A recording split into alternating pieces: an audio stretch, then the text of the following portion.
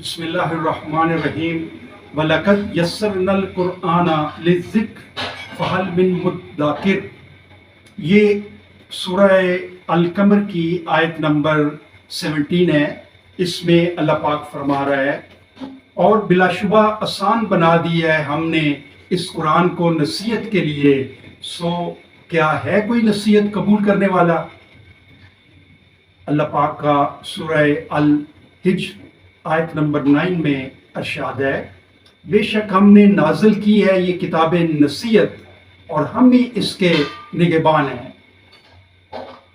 اس کے علاوہ اللہ پاک سورہ قیامت میں آیت نمبر 19 میں فرما رہا ہے، یقیناً ہمارے ذمے ہے اس کو جمع کرنا اور اس کو پڑھوانا، لہذا جب ہم اسے پڑھ رہے ہوں تو غور سے سنو اس کی قرت کو، پھر یقیناً ہمارے ہی ذمے ہے اس کا مطلب سمجھا دینا بھی۔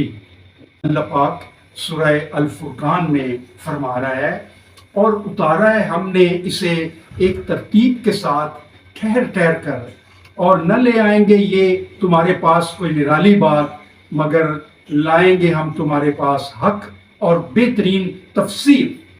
بھائیو، دین اسلام اللہ کا دین فطرت ہے۔ اس کو سمجھنے کے لیے قرآن کو ترجمے سے پڑھیں اور اس کی آیات پر غور و فکر کریں۔ قرآن دنیا میں غلبے کا منشور ہے اور دنیا اور آخرت کی مکمل ہدایت اور رہنمائی ہے۔ اس کے احکامات کو ترجمے سے پڑھیں اور ان پر عمل کریں، اور ملک کے نظام کو ان احکامات سے ریپلیس کر دیں۔